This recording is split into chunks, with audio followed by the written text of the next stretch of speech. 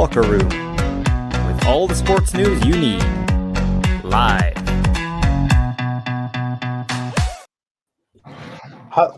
Hello, very good afternoon to you, and welcome to the Locker Room on this Sunday afternoon. And there's a lot to talk about, so we'll get into it right away. I'm joined today by Robbie Collins and Telfer Gray. How are you guys? Yeah, well. Aye, good weekend of football. Really good weekend. Yeah, I think you'll be happy, and well, I suppose it's the first time we've had two of the guys on the show and they're happy at the same time, so that's good. So yeah, and good win for Hearts yesterday. Telfer after a kind of nervous start as well. Yes, much needed. Yeah, hopefully I can start playing. The shackles are off now, and it was good to see Shankland back playing in the right position as well, and using our wingers a bit more as well. So we'll deep dive into the games. If you've got a comment on the games yesterday or the game yesterday, because I think there was a small matter of a old firm game at Ibrox. I didn't see much of that game. Rangers 1, Celtic 1. Get your comments coming in. We're on Facebook, YouTube, Twitch, and X as well. As I said, Rangers 1, Celtic 1. And Robbie, it was quite a kind of open game. Aye, it was. It was a very open game actually, especially the first 20 minutes. I was slightly disappointed in the way I thought Rangers played. To be honest, I thought Celtic were much more attacking and much more open than Rangers were, especially in the first half.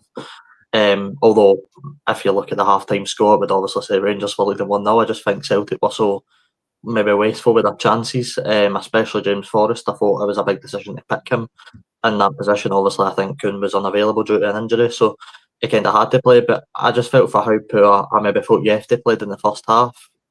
I don't think Forrest took full advantage, and I think that's maybe what let Celtic in. You know, I think if they'd done better with the possession that they had, then maybe could have been a couple of goals up by half time. Telfer, what's your take on the 97 minutes today? Yeah, I'll admit I never caught it all, but is it a little bit sentimental with Forrest? I think this is his 13th, 14th roundabout that season where he's looking for a goal in each consecutive seasons. So maybe there's a little bit of sentiment behind that, or can you say the sentiment in a derby? That's the thing, but at least obviously Celtic lost their last two against Rangers, I believe. So they'll be more content now. I think there's improvement as well. So I was just going to say, I think there is warning signs there that this isn't improving. I get a draw's a better result than a loss, of course, but I just feel they're so wasteful with their chances. And I look into next season, and if Celtic are unable to beat Rangers at all, that's the last 3 games now. They've not been able to crack them down. It's a bit like when this Rangers team inevitably improve, because they will. I don't think it will happen straight away. I think the whole process of the board coming in, it will take time. But as Rangers start to improve, are you going to see Rangers just pick up more results in these big games? Robbie, you were saying about Forrest as well. I thought Forrest was a standout for Celtic today, but also compare that to Engels. Total opposite. Like we said in the show on Friday that Celtic paid, what was it, 9 million for him as well. But it wasn't Engels' fault that he's saying for that amount of money.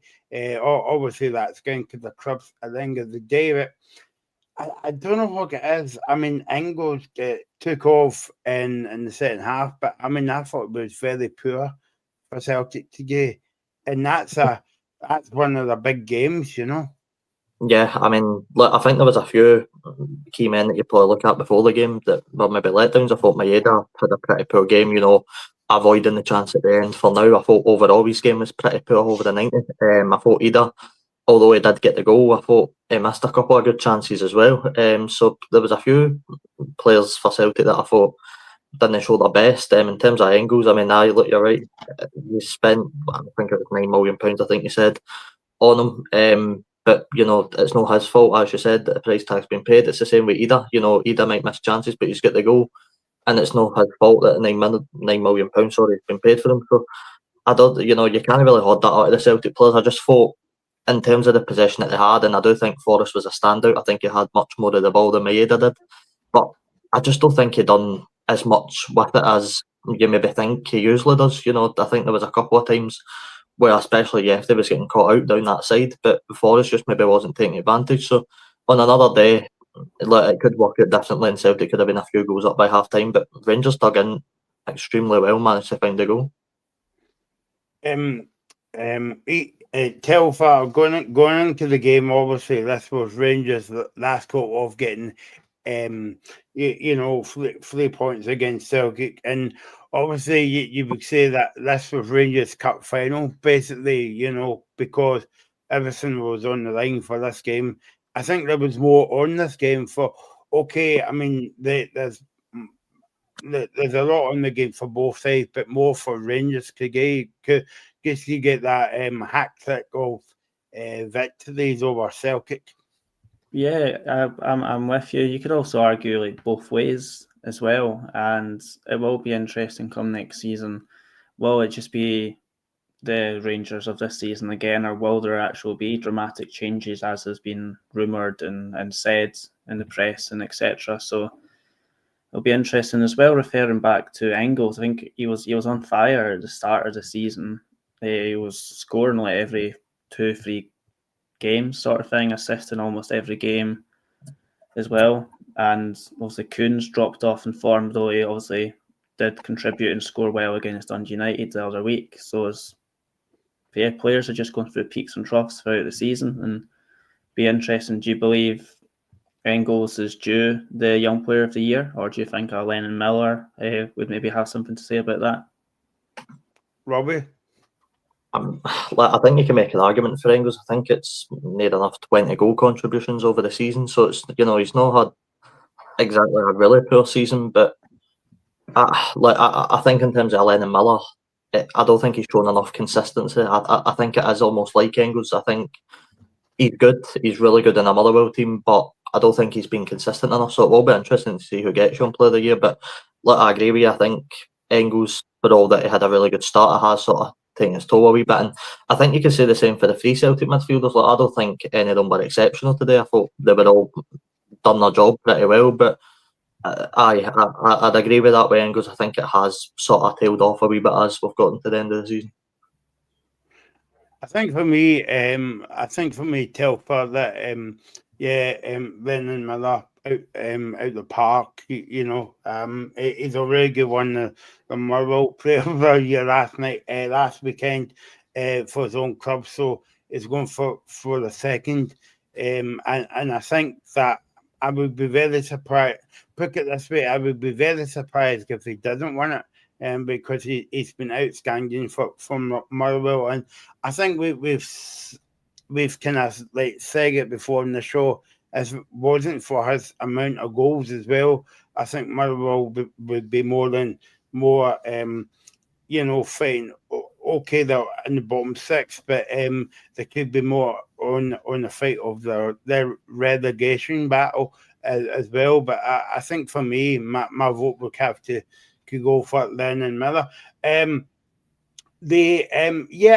Robbie's right. I mean, 20 minutes gone, and I suppose it's a game where you're sitting there and you don't want the first half to come to an end, Robbie, because it was very kind of the end-to-end scuff, and Rangers got the goal in the right time to going in for half time. But going back to the beginning of the game, I mean, Rangers had a few chances.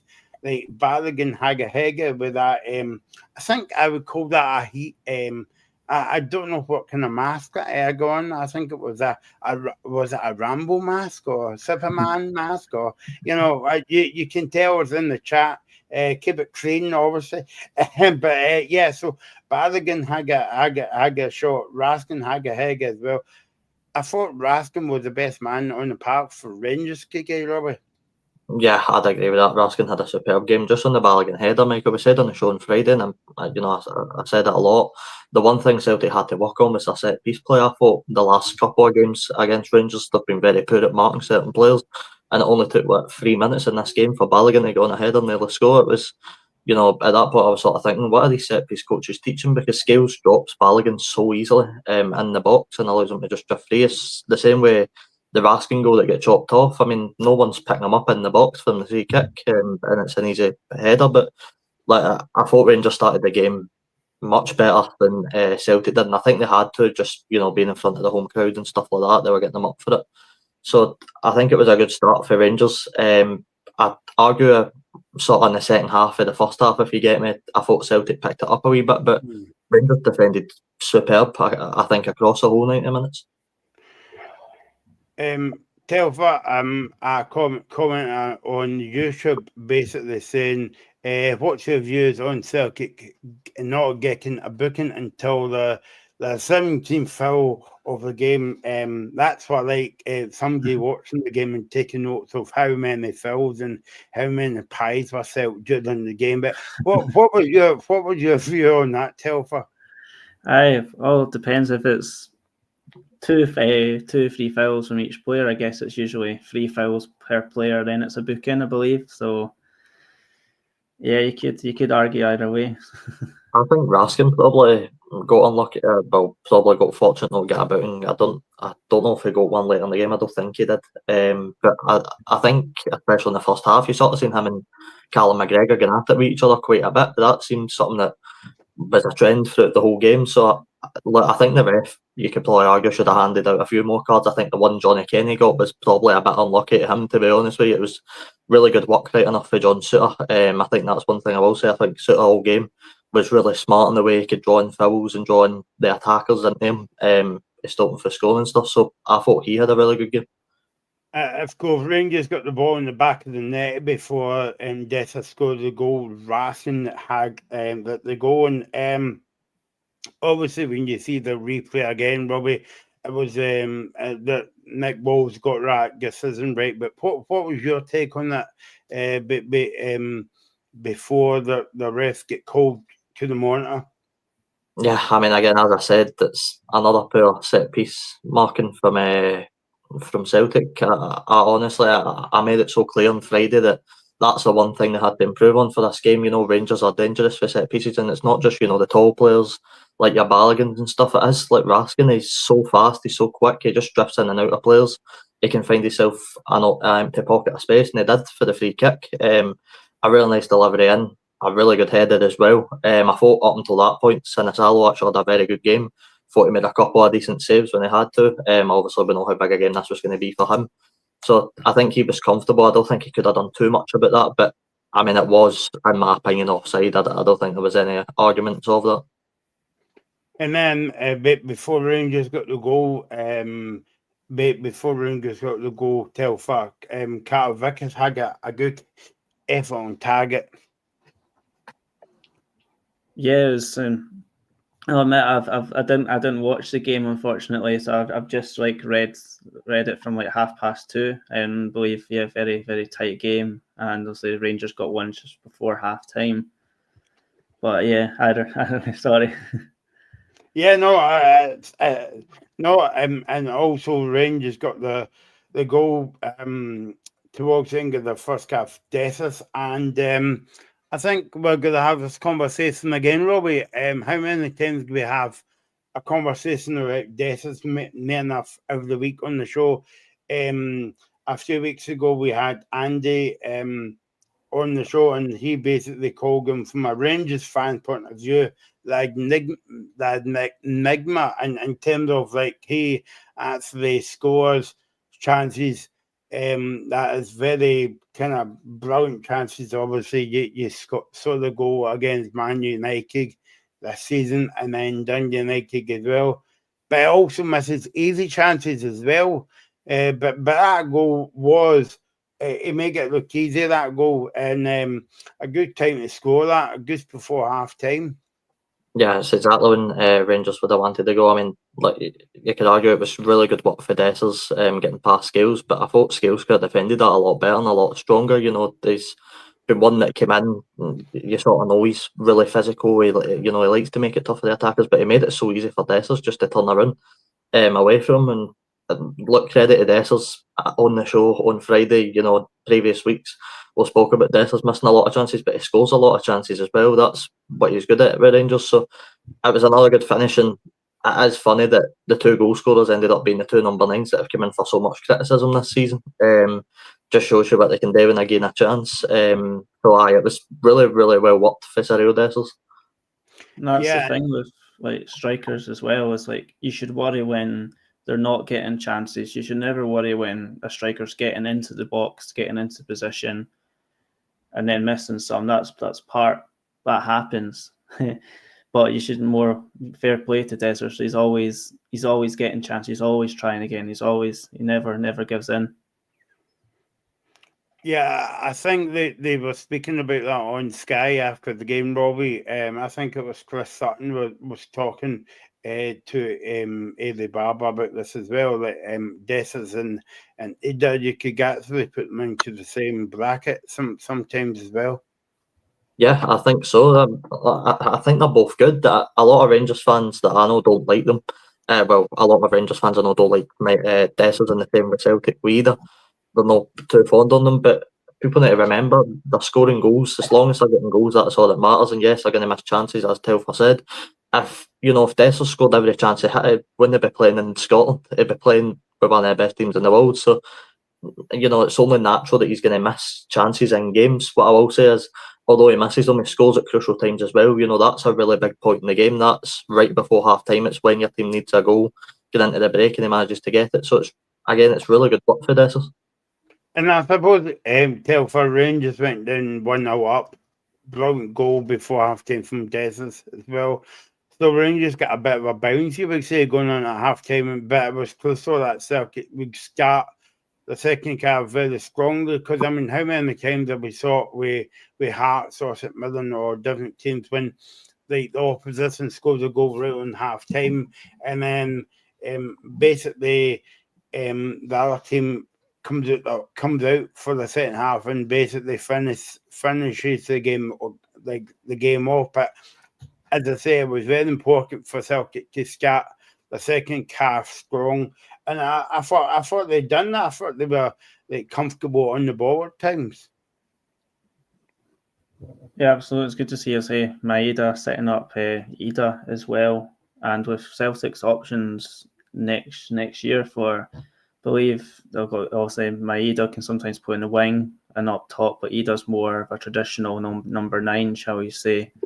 Will they look to bring in maybe 2 other strikers as well? Have they got someone called Jason Kenny, I believe? Is he on loan? Or be interesting to see about him as well, or if any other reinforcements are brought in. Yeah, of course. Kenny came on in the second half, and I suppose we'll speak about that chance in a minute. Celtic, they scored the game against Rangers in 97 minutes, Robbie, in the second half. But going back to the second half, that we were talking about, Ida got the goal, and I thought I think going back to that conversation about Dessers, you can put him in the same bracket as Dessers, because it was one of Ida's quiet games, but it's one of these strikers where if you give him a ball, he puts the ball in the back of the net. Yeah, it's the same with every striker in this league. If you give majority of them the ball in a good position, they're going to take it and score. On Ida's goal, it was really good work. Didn't I think it was the left-hand side initially to feed into the box, and I'm really surprised it took that long to check it, to be honest. The check on the goal after it went in, don't get me wrong, it was a really nice finish for Ida. On the goal, I think that's something that Barry Ferguson will be disappointed in, the way that Rangers defence actually marked Ida there. I think right on the edge of the box to give the opposition striker that much space is something that you don't want to be doing too often, and I don't know if people would argue Kelly maybe could have done a slight bit better, but I don't know at the same time.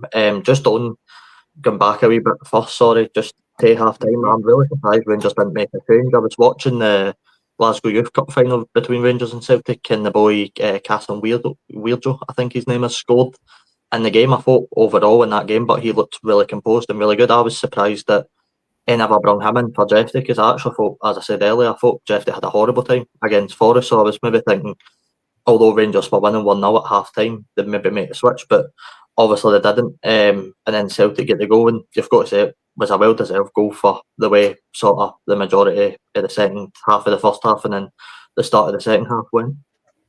Well, were you surprised, Robbie, that Rodgers kick off? Obviously, Ingo's right decision for me to take him off, but were you surprised that he took Forrest off as well? Because I thought he was one of the danger men for Celtic to get. Yeah, I thought Forrest was everything that Celtic were doing, especially in the first half, so I was surprised to see him go off. But again, can James Forrest play a 90 minutes with his legs these days? I don't know, but obviously that's not up to us to decide that how he gets on in training. But I was slightly surprised to see him go off. To be honest, I didn't think the game needed too many changes. I thought how open it was. I thought both teams defended well. I don't think there needed to be too many changes, so I was a bit baffled when Forrest came off. And obviously, Telfer, the only man who got a yellow card before Raskin got a yellow card was Barry Ferguson, the manager. Now, I know that I think me, Robbie, and the guys have spoke about this on the show as well. Barry Ferguson, for me, you can tell that he would love the Rangers job tomorrow, but I think he just shows too much passion as well. And like, if you want to be a manager, especially in that kind of environment, you need to be you need to step back a moment as well. And I think that's Barry's second yellow card, am I right in saying, since he took over as Rangers manager? Because did he not get a booking against, was it Fenerbahce at home or something, one of the European games? And obviously he got a yellow card today as well. So, yeah, I mean, emotions run kind of high over the kind of games, but you're not expecting your manager. And obviously, I guess remember, Bobby, but was Neil McCann, did he not get a yellow card last week against you guys at St Mirren as well? So, you know, what's your take on that, Kelfer? Yeah, in a way, you can argue it's refreshing to see a manager being up for it and not just sitting in the dugout all the time. But it does come away, and if he's exerting less tactical information or is putting more pressure on the players, and yeah, you can argue it both ways. And his record for Rangers managers not been that. It's been pretty poor for a Rangers standard. It's been okay. You can't really argue. He steadied the ship. They got past Fenerbahce. It was fair enough. It's good, but yeah. What I would say about the yellow card, Michael, is I've sort of disagreed with the referee's decision. I think Barry's obviously a very out there manager. He's very passionate about the job. There was, in the replay that was shown on Sky, there was absolutely nothing wrong with what he shouted, in my opinion. He was just being very vocal about a decision that never went his way. For me, if it's going to be a booting, it should be for something that was either said to the fourth official, the linesman, or the referee. I think that's what managers usually get booked for. But to see him get booked for just being vocal about a decision not going his way, it was a bit strange for me. But he is a very, very passionate manager. There we go. I wonder how long somebody would think does in about Paul Donaldson says never saw the game, but I'm surprised. I heard there wasn't a guard of honour, but I mean to be very honest with you, that's because I don't know whether to laugh at that comment from Paul, Robbie, but you knew that was never going to happen. Never in front of the Ibrox crowd in a million years would Rangers give Celtic a guard on it, and it would be the same reversed as well. Celtic would never give Rangers a guard on either, so it's just one of the things that's never going to happen between the two clubs. And obviously, I think, well, I'm assuming the rest of the clubs are going to give Celtic a guard of honour, but it's slightly different compared to your rivals. I do remember though, I know it's slightly different. I did say, I think I said on the show on Friday as well, I think Dundee gave Dundee United one a couple of years ago, so that's obviously slightly different in terms of level of rivalry, but it is still a big rivalry in Scotland. Yeah, no, Telfer, I mean, I suppose it's the same as Hearts and Hibs or vice versa. You would never give anybody a kind of gag of honour, you know, and obviously we've seen that for years, and, you know, it's got to, it's not got to change, any. Yeah, and fair play. Like, I know Rodgers was asked about it and comment on it, and he just kind of brushed it away in the media. He never really said, "Oh, there should be as such." And so yeah, he was kind of questioned it on the media as well. So you can't really argue both ways. Although he's not really going to come out and say, "Oh, yeah, they must give us a guard of honour," is he? But yeah, I mean, Barry was the same as well. And the media sort of brushed it away when he was asked about it. And look, it's no disrespectful. You know, Barry and Rodgers were at the Glasgow Youth Cup final shaking hands with each other. So, you know, there's no disrespect between the two men. It's just simply that's how the club history goes. You're never going to give your rival in Glasgow a guard of honour. yeah, and that photo at the Youth Cup final, they were literally just a row behind each other as well. So, aye. Yeah, no, that, and I saw some banter about it online as well, that Celtic's looking down on Rangers and blah, blah, but you're always got to get that by the two supporters. Robbie and Telfer, who would be the happiest manager coming out that game today? Do you think it would be more like a kind of like defeat from Barry Ferguson, and a good point for Rodgers away from home, Telfer? Really, I would slightly say Rodgers narrowly, because I don't know if Barry's won a league game at home yet. I might be wrong. He might have won one, and Rodgers is obviously just keen for Rangers not to get a. He won the game at Parkhead. Yeah, I know he won the game at Parkhead, but he's for 3 in a row, kind of, for in the derbies. It's maybe slightly Rodgers, and it's coming away from home, and obviously Rangers they weren't favourites, but they were at home, so they'd like to have maybe picked up the 3 points instead. Robbie, what about yourself? Do you think Rodgers will be slightly happy and Barry Ferguson would be slightly annoyed? Yeah, I mean, look, I don't think any manager's going to be disappointed with the result. It's a draw, it's another point on the board, which, you know, ultimately doesn't matter, but it is another point there. I think Rodgers will be happy that he's not lost again. I think if it was a Rangers win that we were coming on to speak about, Rodgers, look, I don't want to say under pressure, but he would be getting into next season in these big games. You know, you cannot lose 3 games against your rivals, especially with how dominant Celtic have been this season. You know, people would be saying that's unacceptable. Some Celtic fans, so it was important that Celtic get some sort of result. I think, as we're going to touch on the chance at the end, he's probably slightly annoyed right now that Celtic didn't go and take the 3 points because it was such a big moment in the game. But look, I don't think any manager will be angry. I think they'll both be pretty pleased with what they saw over the game. Of course, Telford mentioned it as well. Kenny came on as well, but yeah, I had that funny feeling that the game was going to take a twist at that point, and you thought, well, he's going to score the winning goal because he's quite a good player actually. He made a goal for Celtic a few months ago up at Ross County, Robbie, when they came on the park. And Maida, a bit quiet from Maida today as well. We found out today that he just came off the plane from Japan last week, so I don't know what he was going over there, maybe personal business or whatever. But if he would square that to Kenny in the last kick of the ball, we might be talking about a whole different game. Yeah, I mean, I believe Sky reported as well Maeda missed the training session on Friday, so, you know, he was never fully fit getting into this game. But I don't think Rodgers really had any other option. You know, he's not going to switch his formation to a front two because it's not Rodgers' style. So you were always going to see likely Maeda or Kuhn play. But it is such a massive chance. It's game winning that it takes. And, you know, Crocker said at the time as well that it was a heavy touch. When you watch it back, I actually don't think it is that heavy. He's got more than enough time to square it if he wants to, or take on the shot, but it just seems to get caught in two minds. I think it's because how big a moment that actually was in the game.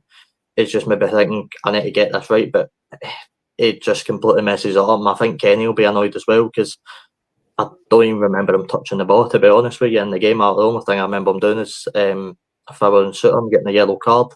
So he'll be annoyed as well, because I think if you give him that chance, he's going to take it. And I want to see Mayer Kenny. It's unfortunate again. I know there was rumours ages ago that he was linked with joining us on transfer deadline day. I'm annoyed that didn't happen, because I genuinely believe he's got a lot of quality that we've not really got to see this season, because Celtic have barely played him. So it'll be a frustrating one for Maeda, Rodgers, and basically the whole Celtic team as well. Yeah, well, that's the last awesome game of the season, but I suppose both teams have got reason to be, to be playing for their futures, for Rangers' point of view, but also from a Celtic point of view, to get into that cup final team as well. Yeah, absolutely, and it's positive for Celtic, and they've obviously within training, within the next 3 league games, that they will be trying to impress Rodgers as much as they can for that cup final, for their treble hopes, and as well with Rangers. I believe it'd be interesting to see with Tavernier, Balogun. You got Butland. There's quite a few people in that back line who are almost like mid-30s now, and it's just trying to see whether they stay on or if they have a less of an impact next year. I believe it's been quite a standout season as well for Raskin and Suter as well. So there will be changes, but it's important that in the Rangers sides that they keep some of their spine of their team that's had a good season, and albeit not really a good season for Rangers. Robbie, what was your take on Cherny getting took off? Because I think it was upset. I hope his elbow's okay, actually, when they battled the dugout about 10 times as well. But does that go back to the inexperience of Barry Ferguson being a manager? Because obviously, okay, Cherny was a bit quiet today, but, so was a lot of the Rangers players. But Cherny has shown in the early part of the season where he knows the route to go with. Yeah, I mean, it was a big decision for Barry, and I think it was a brave one as well. But look, you can't doubt that he's the player that he brought on for Cherny Egerman is just as dangerous on the attack. But he's already shown glimpses this season that he can score goals. So I don't think it's too. I don't think it's a bad decision for Barry. I think it's a positive switch. It's not like he's gone more defensive and bringing on a midfielder or a defender for Cherny. He's gone basically like for like. But I'll say as Cherny is one that definitely shows his frustrations. I think he'll probably be getting an invoice for Rangers on any damages that have been done to that substitute bench, because he did hit it a few times. But look, I like to see that. I like to see emotion. Cherny clearly cares about the club.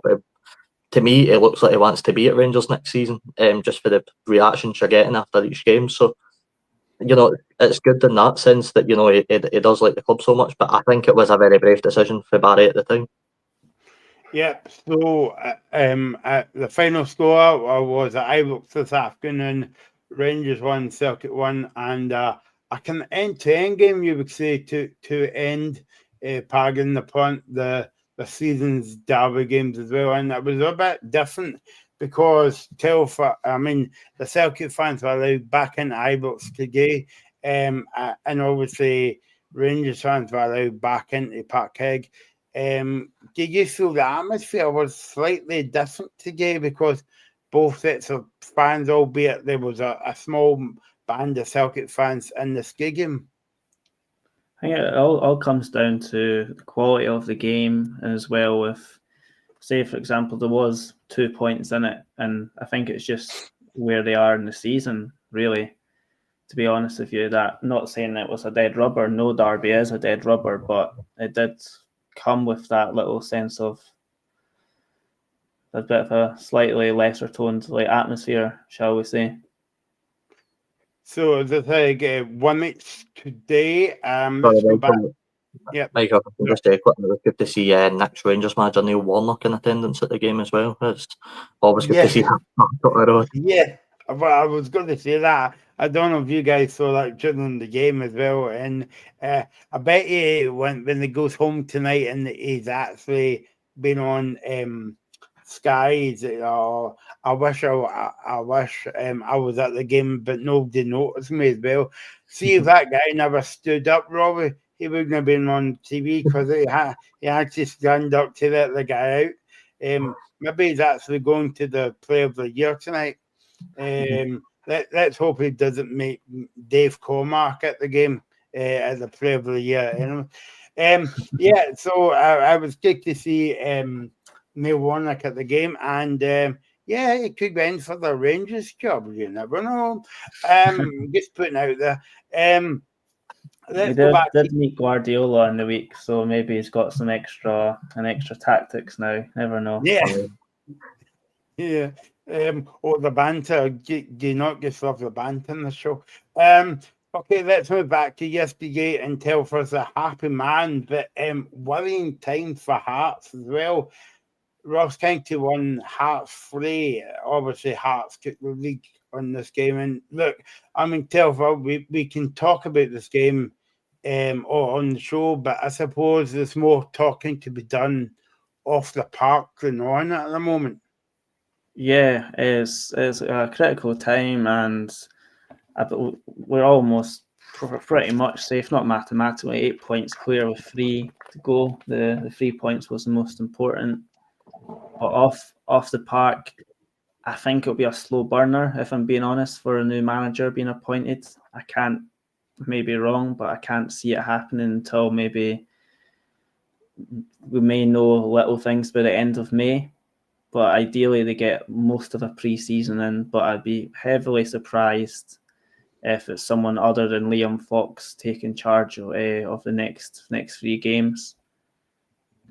I don't know if you guys saw, but there was a report that came out this morning for the Evening News. I think it was Barry Anderson that reported that Hearts are trying to look closer to home for the manager. They want somebody that's got Scottish League experience under the belt, and we obviously had Graham on the show a few weeks ago speaking that he wants to go the foreign route. Are you sort of the same? Do you want to see a different approach, or do you want to see someone that's maybe got the experience in the league?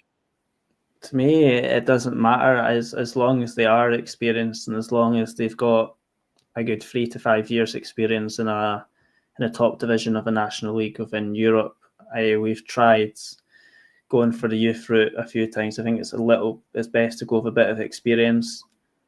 So hopefully, if it is, obviously Stephen Robinson, Derek McInnes are the 2 names that have been mentioned in Scotland. I've also heard, I think it's a bit of a joke for Barry Ferguson, but I hope we don't go down that route. But if it is Stephen Robinson, you couldn't really argue that much. And as well, with maybe slightly to a lesser extent, Derek McInnes. So there's quite a lot of Hearts fans that aren't keen on McInnes, though.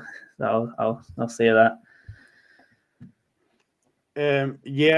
Telford, I'm sorry to disappoint you, but you're now off Robbie's Christmas card list as well. If Stephen Robinson goes to Tynecastle. But before we talk about the game, obviously we spoke about on Friday as well with Robbie and the guys in there. What do you think of the analytics by Tony Bloom at Brighton? Because obviously we know it's not worked now because of Neil Clitsy. I mean, what do you think of? Obviously, it's more and more stuff is coming into the game in terms of, statistics, looking at people on YouTube and if he's a good player. Well, I mean, I've always said to people that, they're never going to show you the millions of misses, the player misses on YouTube.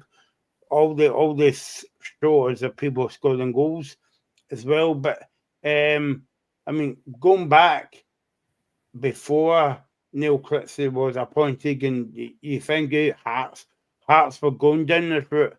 As a Hearts fan, how did that make you feel? Was it kind of like a bit annoyed because obviously you're just looking at the guy's stats and you'll get the job now because you've won so many games. Yeah, if you are looking, I still don't think much has been said and published about what is actually going on within the the analytics deal, if I'm being honest, with Jamestown. Maybe you don't hear about it much for the reasons because other clubs don't want to copy, emulate it, etc. But when you look at Critchley's record at Blackpool and believe QPR, it doesn't take rocket science to know the guy wasn't successful at those clubs. So we were very close to getting Hogmo before, who I believe is managing the Norwegian national team, and I think the national women's team in Norway as well, a few at high levels. So it's interesting, but he obviously wanted more money, and I don't believe we had the Carly cash to help him come in. But it will be interesting. I believe there's still stuff within that Jamestown analytics deal that you don't really hear about, and I think it'll be interesting to see. Obviously, Robbie, we spoke about this a bit in detail on the show on Friday, and I was saying that football's not a computer game. And basically, what I mean by that is, like, people always looks at, oh yeah, he had about 20 shots at goal, he had about 20 wins as a manager, you know. But as Telford said, football fans aren't fickle. Like, if he's had a bad record at football, the analytics aren't going to dress up any kind of way. Yeah, I mean, look, if football is a computer game, my Football Manager starts with "Give me the Hearts" job in an instant. So it's one of them. But I seriously, like, Hearts fans, I think, and we've had Graham on the show and we spoke to various amounts of Hearts fans, and it's a big risk going for an outside appointment. I can see why the reports maybe came out that they're looking closer to home because, yes, you want to see something different and it can work. And, I've said it all before, it's a big risk though. It's, someone coming into a league that, look at what Clermont done when he came in, it didn't work out well. Yes, Tillin can work out well and this and that, and Balakari can be doing an alright job at St Johnstone, but it doesn't mean it's always going to work. Someone like Robinson, and I'm only strictly basing it off of what I've seen with us, it's a guy that's going to get you results. He's not going to play the most attractive football, and I know that's what Hearts fans want to see. But sometimes attractive football doesn't win you games. You can have 20 shots here, 20 shots there, as Michael says, and not get a result in a game. So, you want a manager that's, maybe not like Critchley. I feel like Critchley, outside of the tactic, was just a bit too nice in the face of it. I think in the media he was far too nice, and he just, he seemed an overall good guy, but it's not quite what you need as a Hearts manager. You need someone that's going to come in there and actually be a manager, be rough, know when to, shout at the players, know when to do that, all that sort of stuff. It's something that, like Robinson or McInnes, could come in and do, and it's why I think Hearts should stick closer to home. Yeah, and I believe you, and I don't think there'd be much you could argue about if we didn't as well. And as well for number, I think people underestimate the role of the number 2 as well, an assistant manager. I never once heard Mick Garrity speak to the press or anything after a game. So it's interesting to see the influence that he had on Critchley, or where they worked in tandem and vice versa. There you go. I mean, better than Paul Donaldson basically said that stats doesn't mean nothing. And I suppose, like, Robbie, going back to the game, it was live on the telly today and whatever, and you see that the stats at half time, like, Celtic had 5 shots, Rangers had 7 shots, how many fouls, possession as well. But at the end of the day, football fans aren't interested in that. All football fans are interested in is, have you beat Celtic or have you beat Rangers? I'm not interested in how many shots at goal. Yeah, it's the same way every game. I mean, look, Celtic had more possession, and I know there was a couple of Celtic mates of mine that were quite angry at half time that they went win the game, but I said to them, look, you can have as much of the ball as you want and be as open as you want. If your striker or any other player on the pitch doesn't take chances, you're not going to be winning a game. So it's as simple as that, and it's why I look at someone like Robinson or McInnes that, yes, they're no possession managers. Robinson's the opposite. As Paul said in the chat, Aberdeen had 60% possession. That's every team when they come to Paisley. Some even have more. So if you look at a Robinson, no, he's not going to keep a hold of the ball much. It's no his style. But what he does do is, on the counter attack, he uses his players really, really well, and he can counter attack and score goals. It's what we do all season. It's what we done yesterday. It's why it can work. So someone like Barry Ferguson as well, he's not a manager that's going to keep a lot of the ball. It's no his style, but what he does do is counter attacks really well and utilises set pieces and corners and stuff like that to get goals. It works. Telford, you'll be happy to see that Shankland was scoring for fun. I mean, that always happens, isn't it, when a manager gets sacked? And I think Shankland had a wee dig at him during the week. He scored a goal yesterday, and they scored a hat-trick in the game. I mean, it's funny how that kind of works in football as well. But you would say well done for Shankland scoring a goal yesterday, but also maybe you would say, where have you been all season? Yeah, you can argue I will admit, like he's still a good player. He is still one of Hearts' best players. Will be interesting to see if he does stay on next season. And I'll admit he's not been his usual self for most of the season, but he's been played slightly out of position as well. And maybe it's just a coincidence he scored 2 yesterday and almost a hat-trick, or he was playing further up. He was Kabangu and Wilson were benched.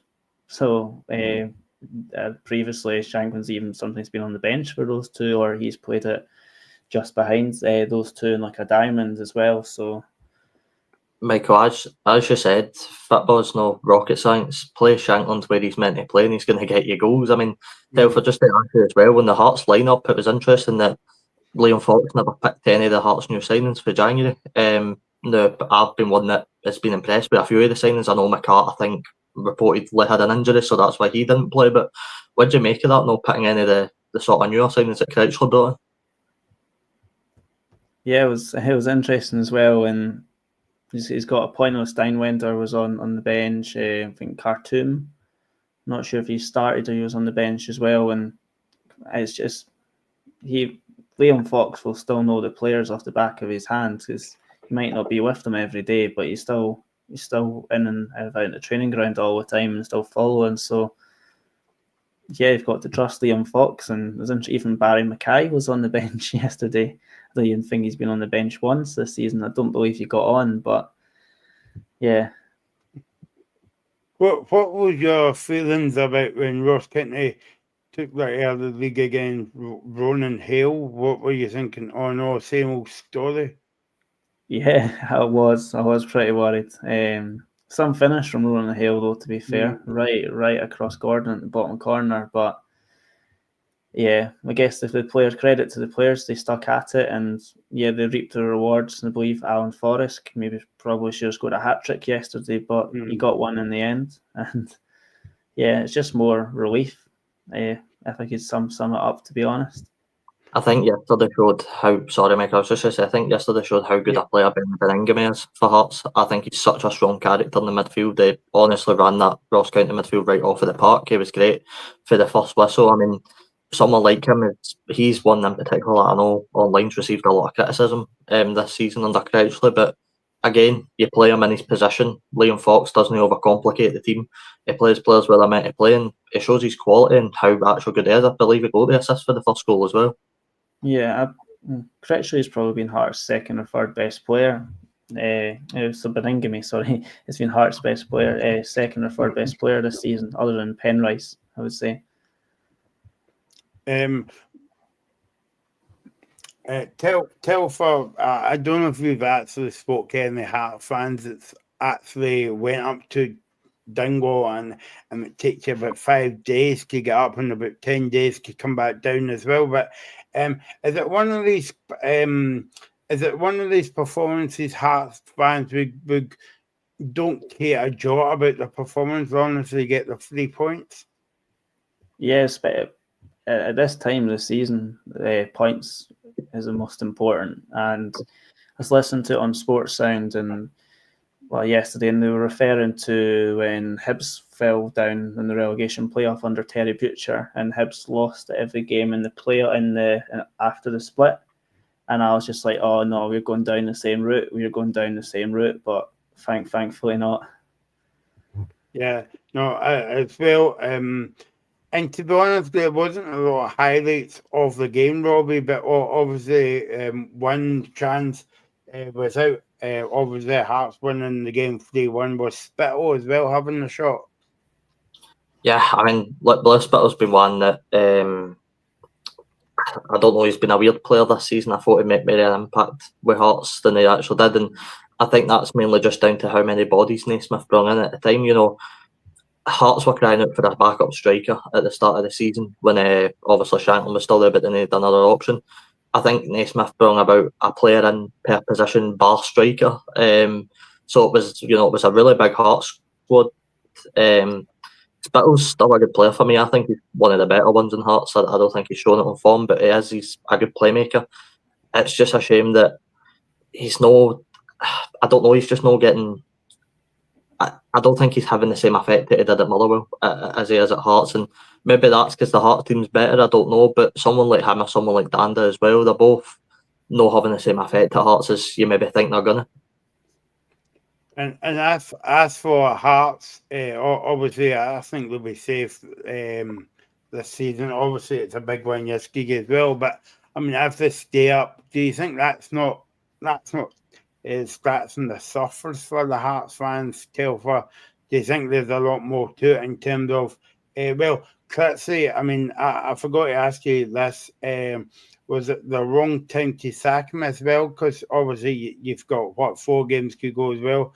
We could not be as well just hanging on to him until the end of the season. And also, I was going to ask you about Anne Budge, because I believe that she was asked about Critsy's sacking at the Player of the Year, and she didn't want to speak about it. So what's your views on that? Yeah, it was.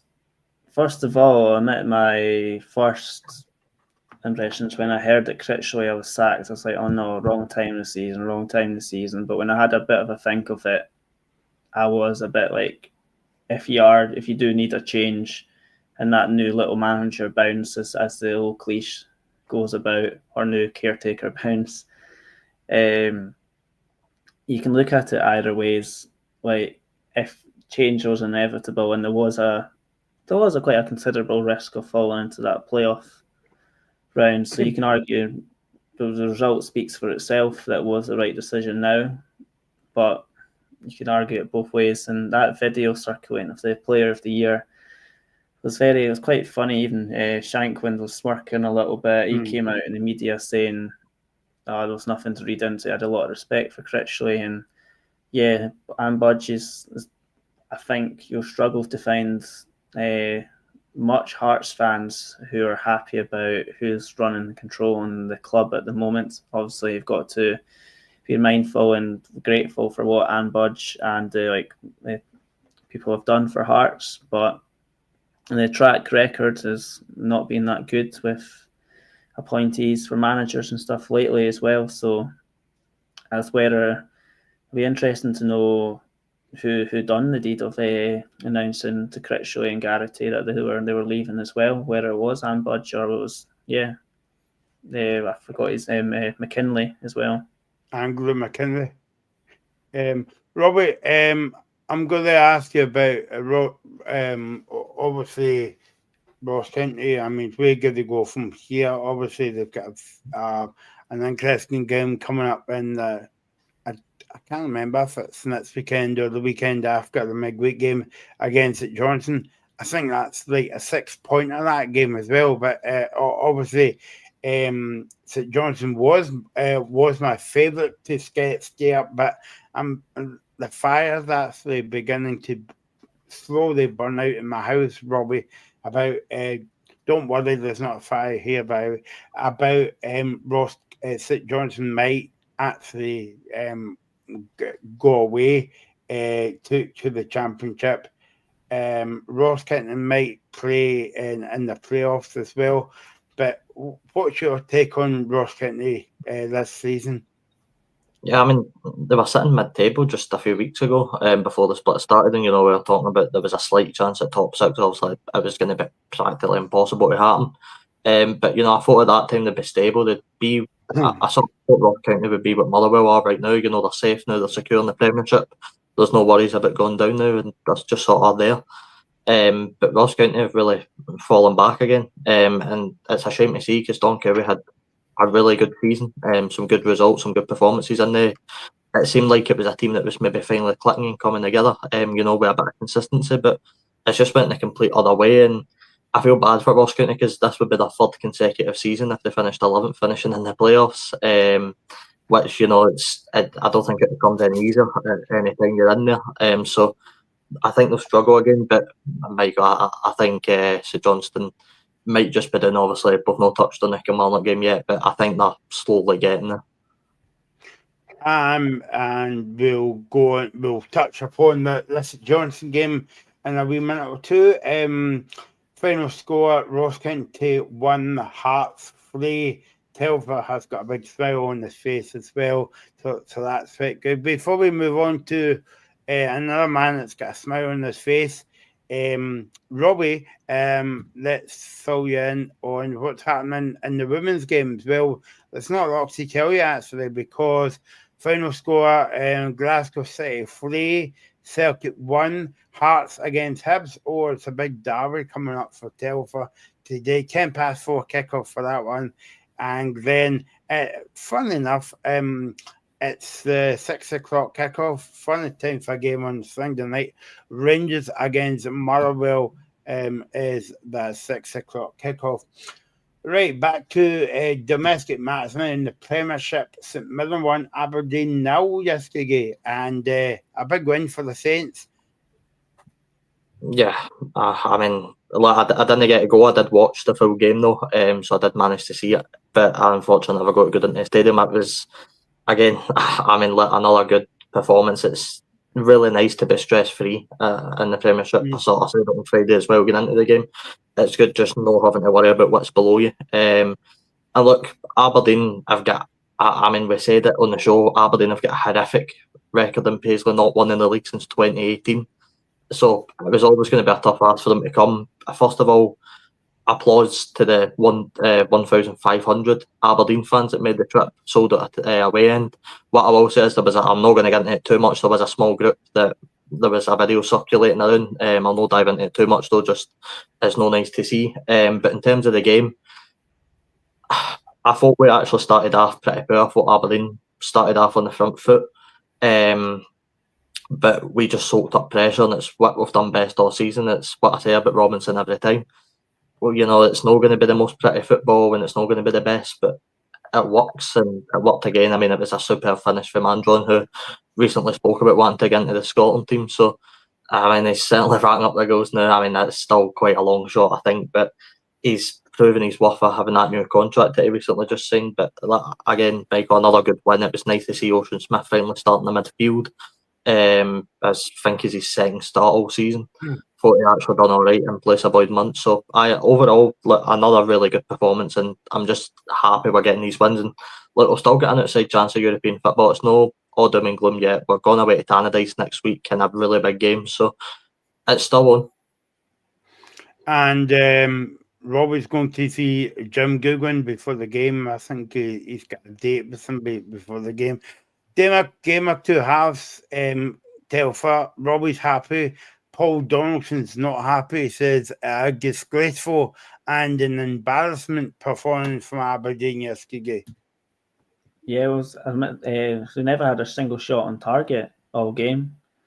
Also, they had a goal disallowed by Orcles, but yeah, I guess toothless, and they struggled to use to get in behind a deep lying St Mirren defence, who maybe that's just the way St Mirren play, but Aberdeen just couldn't find a way. And fair play, I think St Mirren deserved the points.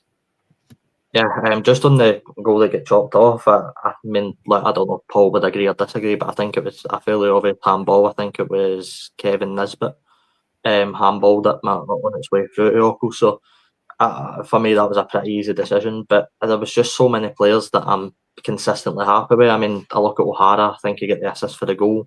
Marcus Fraser at the back, he's probably my player of the year now. Killian Phillips again, Ocean Smith. There's just so many. It's it's trying not to say the same things weekly, but it's just such a feel good factor at the club. It's even though we're sixth and realistically we might not get fifth, it's still a really good achievement to be in the top six. So although it was a game of two halves, and Telfer, you're right, the way Robinson plays it was a really deep line, and that's what we do. We make it hard for teams to break us down, and it works as it did yesterday. It's such a good feel factor at someone right now. But I would say with what Aberdeen had with the ball, don't think they've done nearly enough with it. I think, I mean, like, no offence to Shinnie, I think I've said on the show before, but his attitude was very poor yesterday. There was a good picture put on Twitter by Ocean Smith after the game, him and the Flair looking up at the referee.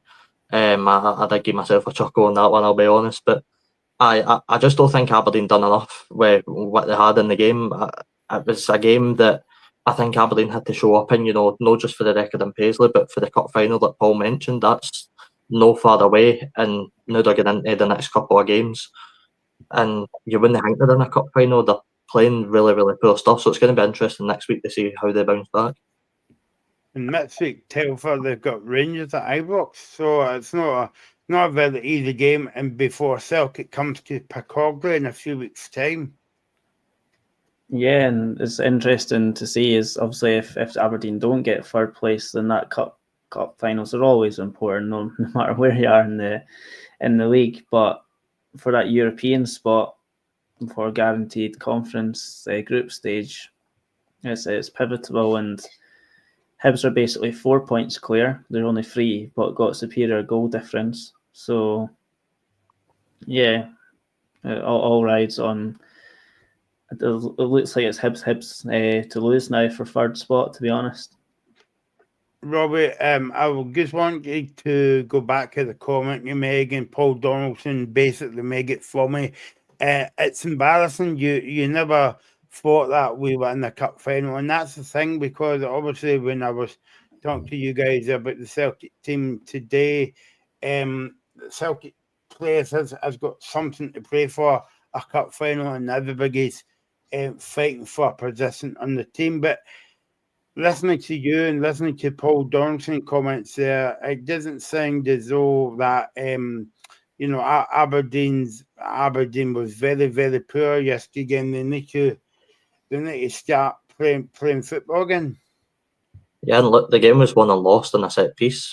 There's a free kick in Aberdeen's half for us that Michael Mandron scored from. So it's just wee moments like that Aberdeen seem to fall asleep in. I don't think someone like Leighton Clarkson, I don't think fully showed his quality yesterday. I thought he had a pretty rubbish game, to be honest. There was no Aberdeen player that really impressed me. I think Shayden Morris, I was excited to watch him again. I've not got to see him in quite a wee while against us, so it was going to be nice to see, but I don't even think he stepped up. I just think Aberdeen are the ones that look like they're not playing for anything now.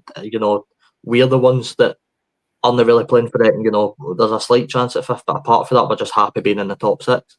You would think we were the ones playing for third place and playing in a cup final in a few weeks, but the way the game went, no Aberdeen. So it's going to be interesting to see how they bounce back, because they need to start getting results before this cup final. Telford, there you go. Paul Donaldson says Aberdeen will finish 5th. Yeah, and obviously could well do, but I think they will get at least 4th.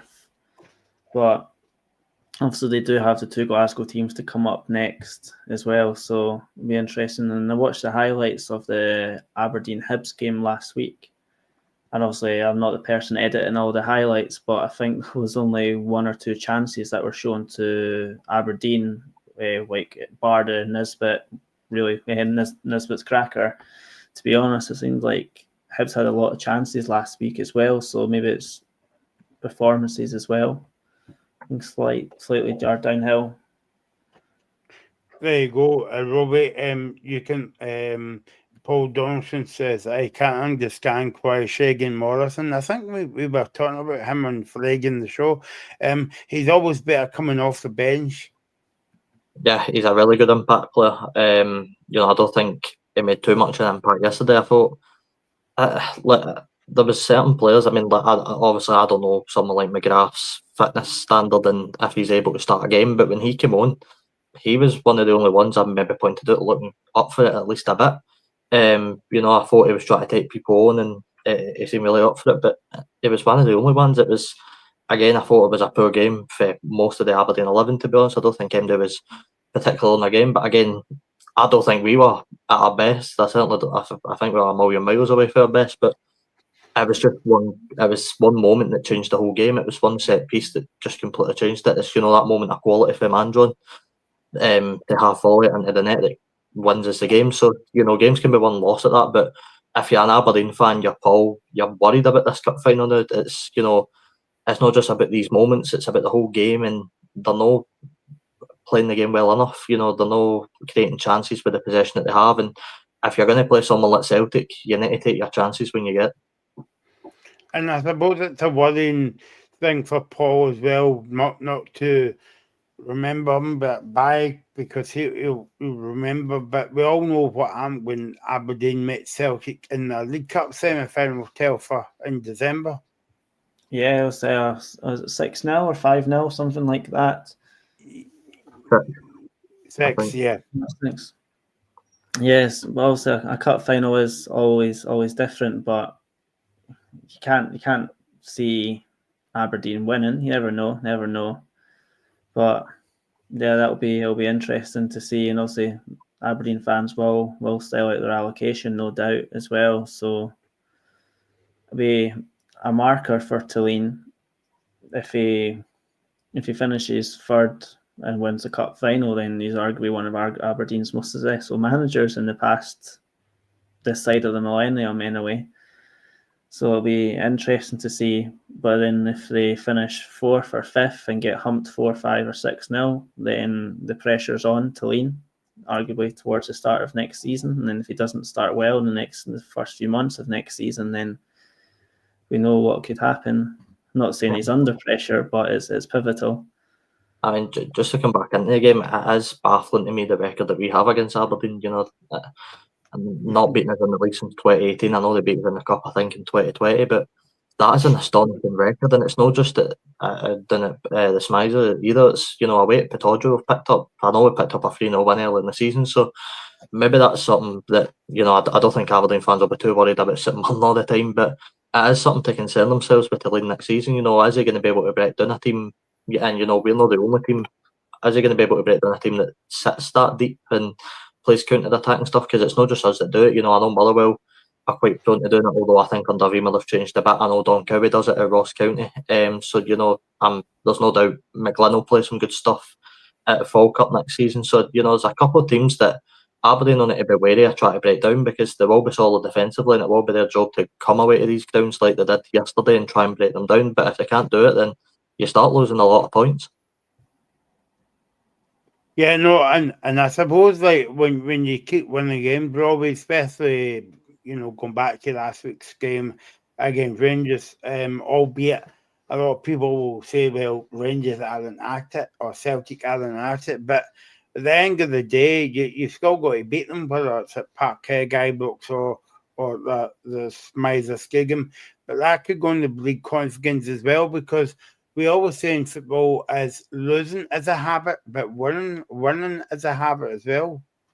Yeah, I mean, we've got all the momentum behind us getting into a pretty big game against Dundee United, who have beat us, I think, every time they've played us this season 1-0. So it's that's going to be a real test on next week to see if we can do that. But I was just more glad that game finished 1-0, because I like to think of Dundee United this season as being the team that can break teams down. When a game gets really tight, they pick up the 1-0 win. It's sort of like what we done last season, what Dundee United are doing now, but we've not been able to do it this season, to be honest. So to see us win 1-0 in a sort of tight game, it was really nice to see. But next week's the big test. If we can go away to Tannadice and pick up 3 points, it would be massive, and I would give us a strong shout at finishing in the top 5. Yeah, you've got nothing to lose. Nothing to lose next week at all. Yeah. Should be a good game, that one. And I know that you've got your seat with John Goodwin sorted to get Robbie, so I'm letting forward to seeing it. We're going to go through to McDonald's for a wee chat next week before the game. Yeah. Or KFC, or maybe with something with F in it. I'm not sure. Anyway, Paul Donaldson says that I can see us having a big turnover of players in the summer, and I suppose it's a worrying time for Aberdeen as well, because we're when Jimmy Killeen get appointed, Telford, we were like, well, yes, it is a good appointment, but obviously when they come up against Celtic in the semi-final, Celtic were on fire that day as well, and then it just got worse and worse. Yeah, and that. Yeah, if it wasn't for Aberdeen's wonderful start to the season, then he probably wouldn't be in a job. It's still been a good first season for him, for Tulane, no doubt. Like you can't argue. You could argue a little bit, but I think Aberdeen have still been a lot better this season compared to last season. They have been a bit yo-yo of they either make the top 6 or they come 8th or 9th and then etc. So I think Aberdeen just needs a bit of stability. If they can get 3rd, 4th, or 5th, 3-4 years in the bounds with no time in the bottom 6, then they can build on from there. I know you're playing a bit of a long, slow burner that way, but that's just what they need. And you There can you say it's go. Hibs and Hearts. There you go. So at finished at the Smider Stadium, Robbie was going cartwheels after the game. With his cat, I'm not sure. St Mirren 1, Aberdeen. Now let's move on to one of the games of the day. Sorry for saying this, Jelfer. Hibs 3, Dundee United 1. And I suppose before we move on to talk about the game, Robbie, I think this is the first time that obviously tonight is the PFA Player of the Year as well. And I think everybody knows Maiga's a shoo-in for the Player of the Year as well. Obviously, Simon Murray might have something to say about that as well. But I think when you look at the manager point of view, it's going to be quite difficult because, I mean, you can look at, well, I suppose Stephen Robertson as well, and you can talk about Brendan Rodgers, David Gray at Hibs. There's a few managers in with a shout, and obviously that's Hibs' 7th back-to-back home win of the season at home. I mean, it's kind of went the opposite way at Hibs because the Skarky off bag there. I mean, we were on the show saying the job's too big for David Gray. Maybe that's why I'm not on the show, not a manager. And it's turned it around.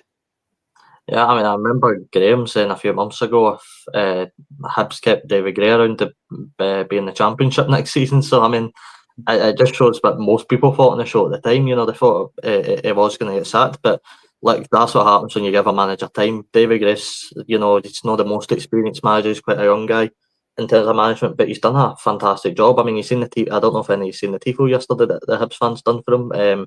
Really, really nice. And I'm sure he was happy with that. And probably even happy with the result. Not to go into the game too much, but I still try to work out what they done in that first goal, that Dundee United defence. But in terms of manager of the year, quickly, I mean, we know it's not going to be Robinson because he's not been shortlisted. I think they've only picked 3 managers this year, which is weird. They usually pick 4. But it will be close. I mean, you've got Rodgers, who's obviously favourite. He's on for the treble this season, so he's obviously the standout. But John McGlynn's won the Championship back-to-back promotions. David Gray into 3rd with Hibs after being in such a poor position. It really could go any way. I mean, you could pick any of them for manager of the year, and I don't think anyone would complain. Yeah. I always feel, sorry, Tel, but I always feel very important why people says they need to go to the shops. So there you go. Have a good show, guys, and hopefully we will see you next week. Thanks, Paul, for watching as well. And I mean, it's not important to tell us where you're going, but it's nice as well. Especially if you're going to a shop that I like, you can buy me something nice. Sorry, Tel, for what you saying. And I hope Paul has to buy something nice for himself, and it's all the best, Paul. But I believe it's just odd to think that it's before the end of the season. Like, if Rodgers wins the treble, then surely he gets manager of the year. But if he doesn't, in my opinion, McGlynn's a absolute shoo-in for it. So it's not to say David Gray has done well, but it's not quite as good as Rodgers or McGlynn, in my opinion. I suppose obviously this is maybe your 5th team. This is your 5th best team. You talk about Hibs as well, but I suppose it's like a bit like Celtic and Rangers in Glasgow, and obviously you've got Hearts finishing in the bottom 6 as well. I think that's I think if you ask any Hearts fans, or including you as well, Telfer, that would be a disaster of a season, because if you finish below Hibs, that means basically you finish last. Aye, pretty much, and it's in recent memory. I don't think we've not placed lower than Hibs in a good. I don't know exactly how many years, but it's been a good few years. And yeah, fair play to Hibs. Credit's where it's due, but hopefully next season will be a different story.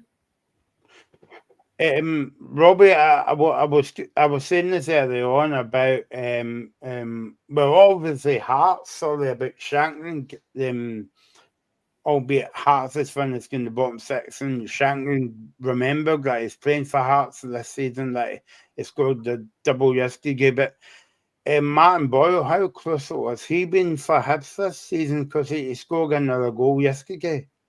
Yeah, and I don't think it's just been, I think it's been the last few years. I think when Hibs were going through some really poor times, they were finishing consistent bottom 6, they were looking nowhere near the top 6. It was always Boyle throwing them the goals, creating the play, sort of the quote-unquote one-man team at the time. But now you're seeing the freedom that he can play with, that he's actually got proper players around him that are playing at such a high standard, are playing really well, they're pushing for third. Saying that, Boyle's actual goal yesterday, I don't know who's managed to see it. I'm still trying to look at what the Dundee United defender was trying to do on that goal. I'm honestly so close. I've watched it back multiple times. I cannot work out where he's trying to kick the ball. Oh, it's bizarre. It's like Sunday League style. I couldn't believe it, and Boyle couldn't believe it either. And his facial expressions. He'll never score a weirder goal in his life, most likely.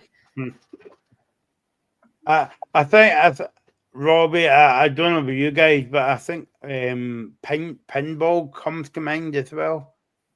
I think that's probably the best way to put it, to be honest. It was, I don't even think anyone in Dundee United could believe what they were seeing, including the player that kicked it off a Boyle as well. I think they maybe just get caught out because how quickly Hibs started the game. I think it was only about 3 minutes on the clock when they scored.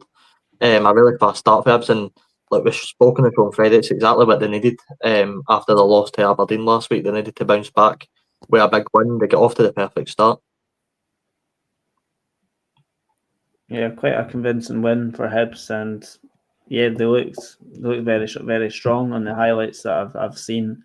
Still didn't quite sell out every seat, shall we say, but they were almost full. But nah, you couldn't argue if Hibs finished third, in my opinion.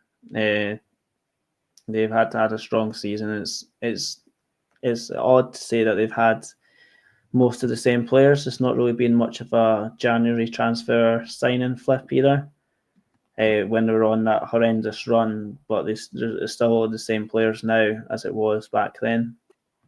Yeah, and the good thing that, sorry, Mike, I was just to say, a good thing that Hibs have done as well is they've won the big matches. Telfer, sorry to say, but they have in the derby when they've needed to win, they have got the results that they need. And it's something that maybe is the reason why Crouchley gets sacked on the other end at Hearts, because he's not winning the big games. And I can remember Naismith had a really poor start of the season as well. David Gray being as well at the start of the season anyway, as inexperienced as he was, and he was in such a bad place with Hibs, and it would have been so easy for the board to sack him. But again, we've said it on the show before, Hibs have been through too many sackings now, been through too many managers. They had to give him time, and they've shown what can happen if you do give a manager time. I'm sure David Gray will be Hibs manager for years to come if they can keep it this, because he's been absolutely brilliant. Just to break away from that bit of news that Robbie kind of gave us earlier on in the last half an hour, not to dive into detail on this, Robbie, but yesterday's game, police have launched a hate crime inquiry after Aberdeen fans were filmed chanting abuse a disabled St Mirren fan during the game yesterday. So I think that's the right thing that the police is doing, but you don't like to see it at any football as well, and I'm disappointed with that bit of news. Anyway, that's by the by. Let's move on to talk about the game yesterday. As I said, disappointing news coming out that game. yesterday, and I think that would kind of overshadow the brilliant performance that Mirren put on yesterday. But yeah, I mean, from a Dundee United point of view, obviously they get beat 3-1, but I think they would be quite happy with the first season in the Premiership, Robbie. Well, look, the Goodman bottle's still on. Nah, they could still finish it. Yeah. But no, look, it's been an exceptional season for Jim Goodwin back in the top flight. I think reinventing himself in the way he did, obviously, spoke about it multiple times, but he done in the Championship. It wasn't easy and it wasn't dominant, but they got the job done. He came in and finish in the top 6, potentially pushing for European football is amazing. Saying that, the one thing, obviously I didn't see the game, but the one thing a couple of reporters were saying at half time was how poor Dundee United actually were going forward. I think it was maybe one shot and it wasn't even on target after the first 45. So it's the kind of thing that Goodwin probably will not want to see again. He probably want to be a bit more aggressive on Hibs and try and press him, because Dundee United have quality players. We speak about Sam Dalby, one of the best at Scotland this season. He knows how to score goals, but it seems that Dundee United maybe weren't getting the ball to him yesterday. So it's been apart from that, it's been a terrific season for Jim Goodwin. He's deserved to be in the top 6. If they get European football, which I think they will, he deserves that just as much as well. Telfer? Yeah, absolutely. Can't argue. Top 6, first season back in. You can also say that's where Dundee United should be most seasons, to be honest. I remember, so not anymore, but like a month ago, saying there was like an argument go down the rounds in social media of the top 6 biggest clubs in Scotland were all in the top 6 at that time, regarding, we'll say, like history, fans, players, etc., etc. But I think Dundee United should always be aiming for that, and yeah, they've had a good season where it can keep Dalby. Will be critical as well. I'm not sure if they'll be able to. Well, for what I heard in the Championship, sorry, just quickly, I know Dundee United had about 10 times the budget of every other team in the Championship, which sort of tells you their level. I know they have a couple of times the size of budget that we do at St Mirren personally. So, Dundee United are a really big team. When they went down, it was kind of a shock to the system. It's not something that usually happens. It's like when Hearts went down during the pandemic season. Wasn't really expected to happen, but you come straight back up. And Dundee United have recruited incredibly well for the Premiership. I suppose I'm putting that putting a good budget to good use for this season. I think they'll continue to do so. It wasn't long ago Dundee United were playing in Europe. Yes, the result maybe didn't go superbly well, but they were there. So it'll be good to see them back in there. Am I right in saying, guys, that there was a report out, was it this season or last season? I think it was this season, that the Scottish Premiership is the most supported league in European football. Am I right in saying that? And I was going to caveat that and say that you need a good Dundee United team, but also Dundee United carries a good support Telfer as well. Yeah, absolutely, and I think you are right. I think Scotland. I think it's maybe like Portugal as well. It's close to us in that Europe list for population stadiums per capita. I mean, at least we want something, Telfer.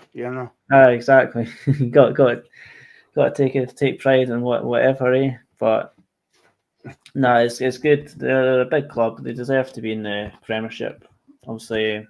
And Andy Robertson, Stuart Armstrong, Ryan Golds came from Dundee United. Probably a few others who are missing as well.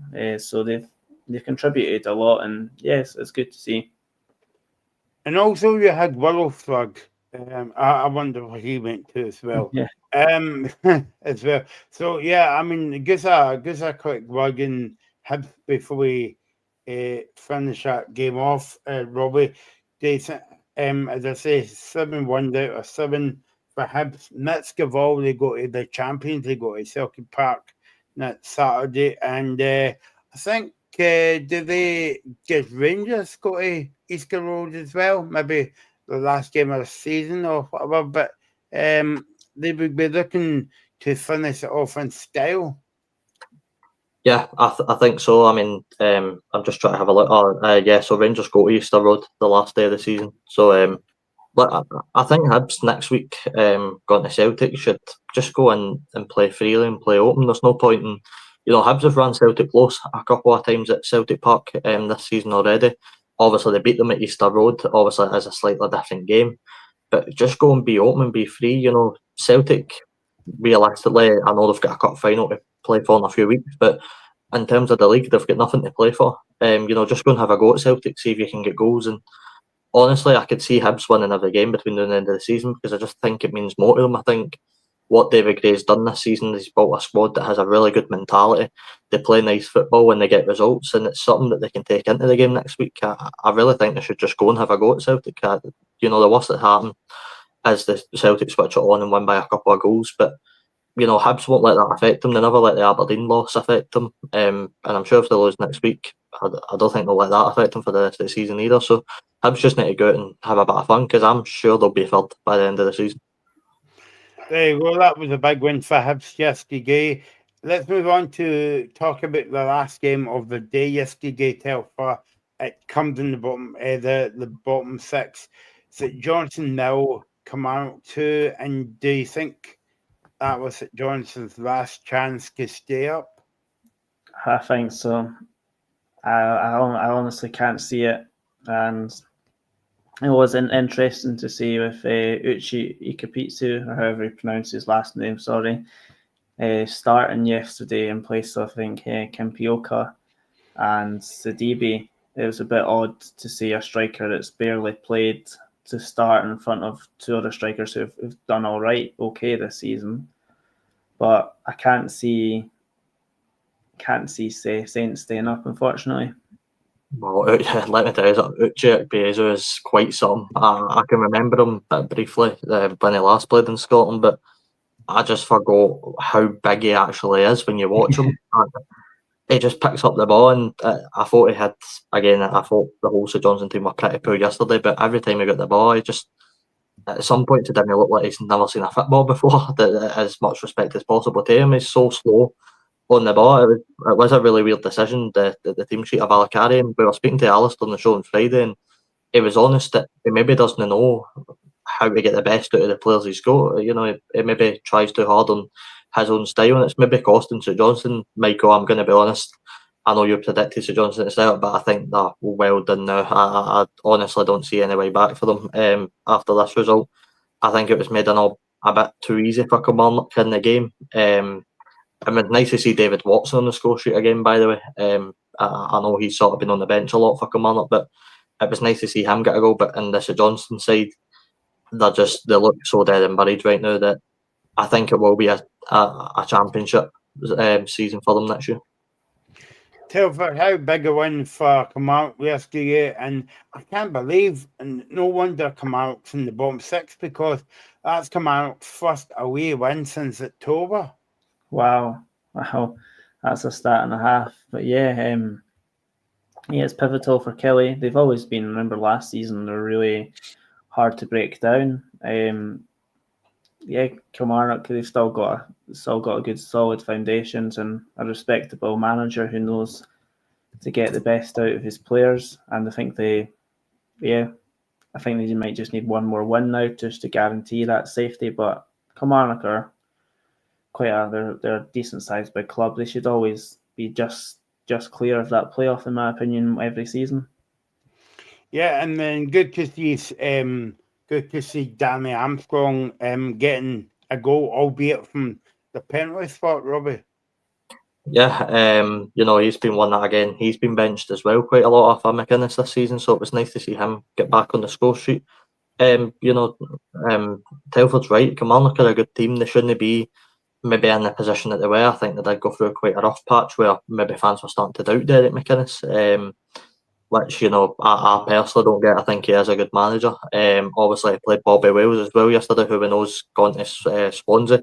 So, it's going to be interesting to see if he can get a few goals on his way out of the club, because, that's another talent that we don't get to see in our game very much of now that he's going in there. So, it was good to see a couple of the players again. David Watson, it was nice to see him start. I think he is a good player, and I think he will be playing with Scotland in a few years. But it was one I think Kilmarnock really needed. Yeah, going no. back on it's Armstrong, I think. Yeah. It's quite a few clubs in the league have been interested in him / rumoured about, and I think he's running out of contract at the end of this season as well. Maybe it's just renewed, so it'll be interesting to see about that. Get a random thought here, Telfer. Would you not take a punt on him at Hearts? If he's we're dying out for wingers, wide players. So even if he doesn't start, then I would.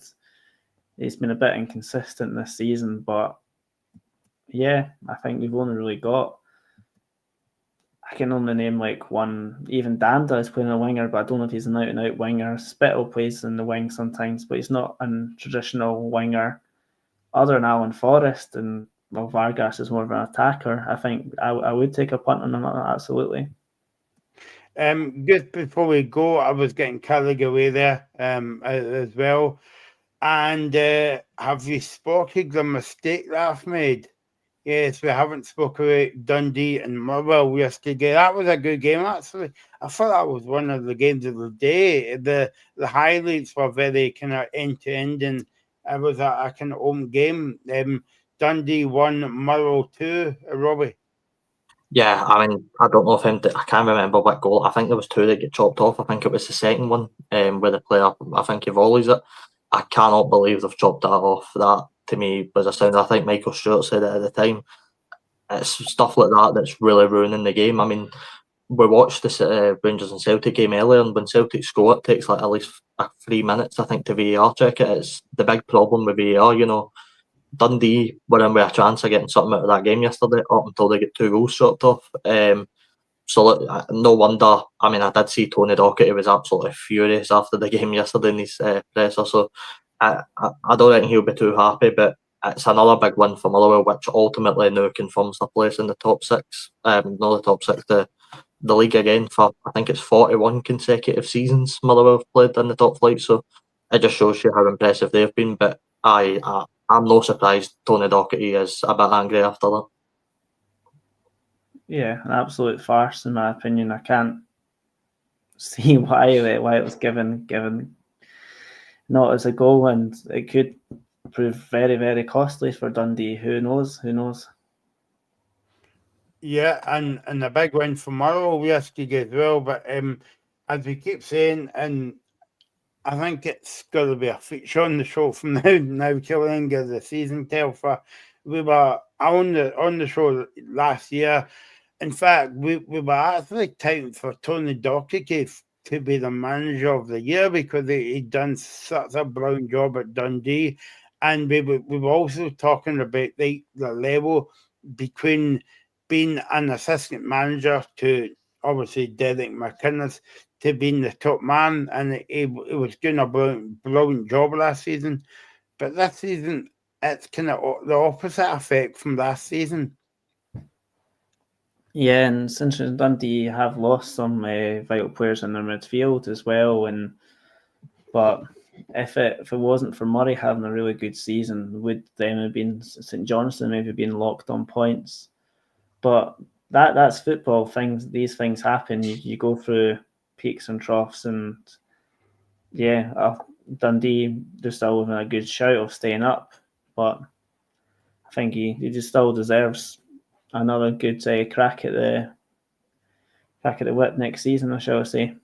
Just on Docherty, I would quickly add a fear for Dundee next season because I think they're already going to lose Lyle Cameron.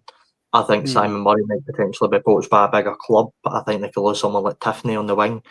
Next season, I think this could be Tony Docherty's biggest because I think he'll lose some amount of players and I think he'll need to try and replace them well because if Dundee start off horrible, and I can remember the game, I remember this. I think they started off all right. They picked up the big win versus Hearts, I think, at Dens. And then I think they beat Hibs at Dens as well, 4-1. So they got off to a good start. But next season, if they go off to a poor start and they've not signed enough players, it's going to be a long season for Docherty. Robbie, see on that point as well, I would be interested to get Telfer's take on it as well. But yeah, I mean, Dundee fans don't switch off what I'm going to say here as well. But see when Simon Murray was at Hibs, right? Do you feel as though that he could have went to like a bigger team? I'm not saying Celtic or Rangers. I'm talking about maybe not Hearts, because obviously that's like Mo Johnson going from Rangers to Celtic and all the rest of it. But I just feel as though when Simon Murray went to Ross County and went to Dundee, it's kind of went back the way, if you know what I mean, guys. By that, Yeah, I think. as in the budgets. Yeah, I think in terms of Simon Murray, he's a really good player to have, and I think in any team in the division, he really is clinical. He's a player though that I can just never picture him leaving Scotland. And if he was going to leave Scotland, I think he'd maybe go to like Wrexham or something. I don't know. I can never see Simon Murray playing in like the English champion. Like, I know Wrexham are gone there, but they're like a specific club. I don't think I could ever see Simon Murray in a Leeds shirt or a Burnley shirt or something like that. It just wouldn't feel right. I think he is made for Scottish football. Telfer. Aye, absolutely. He's physical, he's combative, he's got a decent amount of pace. Hassles and harries. I think he is just suited down to Scottish football on a tee. I don't know if he's been anywhere else except Scotland. He was a threat at County. I can't really remember. Yeah. Queen's Park, yeah. He deserves a Scotland call-up, in my opinion. I'm not saying he should start, but yeah. Yeah, I was going to say, that was my next point. Telfer, would you take a punt on him in the Scotland squad? Yeah, why not? Particularly against Liechtenstein and Iceland. You could say, well, we've got obviously Adams, Dykes might be back. I think he's still injured. I think that one or two strikers positions, I think everyone is almost just as good as each other. Whether like Nisbet, Shankland, Mandron, Conway, Wilson, Mandron. It's so hard to think someone who's Murray this season, last season, Shankland, absolutely. But then you could say, oh, Shankland picks up a bit of form. Nisbet's picked up a little bit of form. It's just, who do you pick? It's just so tight and they're not, strikers are not Scotland's strongest position, absolutely. Yeah, interestingly, Simon Murray's played over in South Africa for Bidvets Football Club. Made 22 appearances between 2018 and 2020 and scored 5 goals. So he's at least been somewhere other than Scotland. At least you got better weather over there. But listen, I know, guys, that some people aren't from playing for Scotland, and but I mean, as Telfer says, why not get a punt on them? But my kind of argument, Robbie, is, all right, we've got Dykes and Adams, but they're not really turning it on every week. No, I mean, albeit Adams is doing all right. I think it's Torino he's at in Italy, so yeah. He's at least having a bit of a decent season. But again, I just want to see something new with Scotland. It feels like we make the same argument every time a national break's coming up. But we just want to see something fresh, especially up front. I mean, look, it's crucial we obviously get Ben Doak back and they're starting the lineup. He's such a crucial player, but in front of him, there's really no much. And I want to see someone like Simon Murray. Why not take a punt on him? And in the 2 games, there can be absolutely no harm done by it. So it'd be interesting to see Simon Murray in a Scotland shirt. I don't want to break the bad news to Telfer, but it is 1-0 to Hibs in the Edinburgh Women's SWPL. It's Hearts 1, Hibs, Hearts 0, sorry. Hibs 1, 29 minutes gone. And obviously the involved in the title race, unfortunately. I think it's like a 3-horse race or 4-horse race. Hearts were close a few months ago, but I believe Hibs might go level in points now. Hibs go. So I think Glasgow City have beaten Celtic earlier, means that they go 3-1. So I think they go 1 point behind Hibs, and I think if Hibs win today, they go 4 points in front. Albeit Rangers they play later, so But I mean, just quickly, credit to the BBC, because that's 2 women's games they've put on the TV today for coverage. So again, another good job by them. And I think a good week for Glasgow City, Robbie, because they went to Ibrox and they beat Rangers. What was it, 1-0 during the week as well, and they beat Celtic today. So 2 derbies in a few days. Yeah, I mean, we spoke about the Brendan Rodgers and stuff like that at the Celtic men's team. I mean, the women's manager's got to be in a bit of trouble. I think they're actually fighting Hearts for top 4, so that's going to be an interesting run in the next few weeks. But look, I'm sorry to say, Telfer, I want to see Hibs win this league, because I think it would be brilliant to see them do it with Glasgow City or Celtic or Rangers win the women's league. It would mean a lot of them, obviously, and they've had a really good go at it. I think they play Rangers the last day of the women's season, so it's going to come right down to the wire to see who wins the league. Yeah, absolutely, and credit where credit's due. And yeah, I wouldn't. Yeah, you can argue it's so tight as well, and obviously Glasgow City are the most titles, but they've not won the league in the last season anyway. So yeah, either way, it's good for the game to see it so tight as well, and people are taking points from everyone, even Hearts. I think we're only 8 or 10 points behind as well. So yeah, it's good for the game. It's good for the game because there's more games coming up. Of course, you'll get to see us. Well done to Falkirk. They actually got over the line. And if you watch the game on Friday night, I think the fans wanted to go over the line as well on the field of play. There was mounds of them after the game. It was brilliant to see as well. But also there is the playoff. The quarterfinals starts on Tuesday night, and well done to Packet Thistle and United, because a few weeks ago, Robbie, I think you would not write the 2 of them into the quarterfinals, so it will be on at 7:15 on Tuesday night for the big build up to the game at Fairhill. Packet Thistle against Ayr United. Other playoff games as well. The semi-final, the Scottish Championship, Queen of the South against Cove Rangers, and Stenhouse Muir against Airdrie, both 7:45 kickoffs. And in League One, the playoffs is Edinburgh City against East Fife, and Elgin City against Annan, Robbie. So a good couple of weeks to come in the playoffs. Yeah, I really like the playoffs, and I'm excited for Thistle versus Ayr. I think that's obviously the standout fixture in the playoffs. I think it's always interesting listening to a manager that, sort of does punditry. Mark Wilson, obviously, on Clyde One, being very honest about his time at Partick Thistle, but what a job him and Brian Graham have managed to do. I mean, I think Brian Graham always needed a bit of help. He's juggling about a million jobs at once there, so even more credit to go to him. But look, they've done a good job taking from being in that playoff spot, beating Livingston obviously in the final day, and it should be a good couple of shows talking about the playoffs. I really like it, and it'll be interesting as we get further into the weeks to see who's going to be in the relegation playoff spot and potentially taking on an Ayr United or Livingston or Partick Thistle or them like that. Yeah, who's your favourite at the moment, Telfer? Just to win, obviously it's Tuesday, Friday for that game, but who's your favourite to win that tie? Thistle against United. Difficult. I'll go Thistle. I know they're 4th, but I just think they have more experience in the playoffs, more of a back end. They won the last game of the season. I don't know if Ayr did. They might have, but I don't know. I just feel Thistle have been so close. I honestly wouldn't even be surprised if they somehow beat Livingston.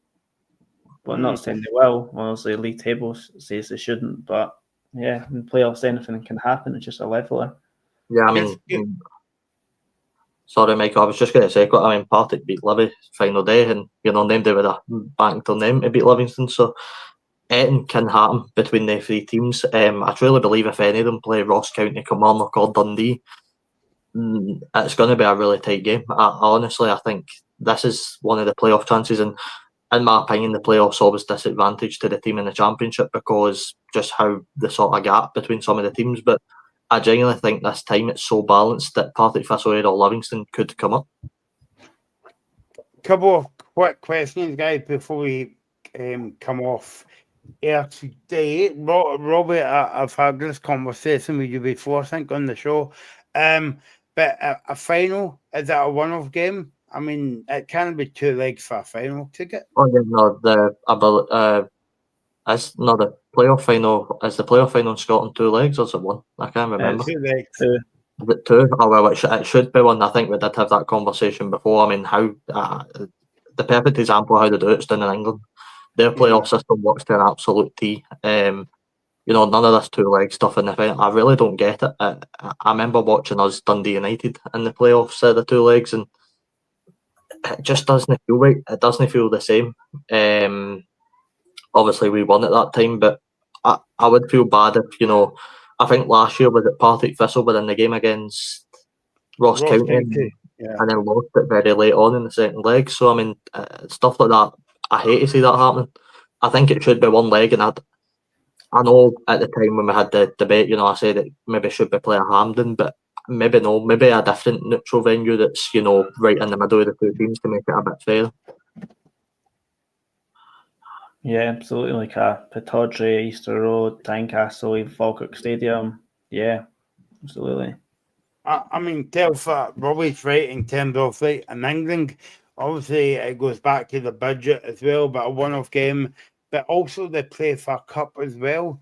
There's something more kind of like, fair enough, like if you get up, you don't care what, you don't care how you get up, but a cup, I don't know about you guys, but a cup can add something more special.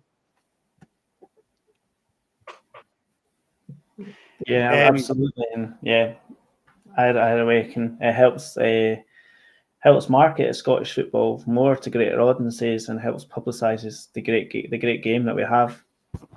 Again, no, this is, so I was just going to say, this is why we get 2 legs. It's, you know, it's all about the Sky deal. I don't think anybody at Sky looking at it a league wants to change it to 1 game, mainly because it gets them less coverage on the playoffs. So, you know, I can see why it is 2 legs in that sort of market, but again, it comes down to this whole league reconstruction debate, and look, we could go into it, we could genuinely spend hours talking about the whole league and the problems and stuff like that. It is such a big topic, but I would agree, I'd like to see it change to 1 leg and actually put a trophy on the line for it as well.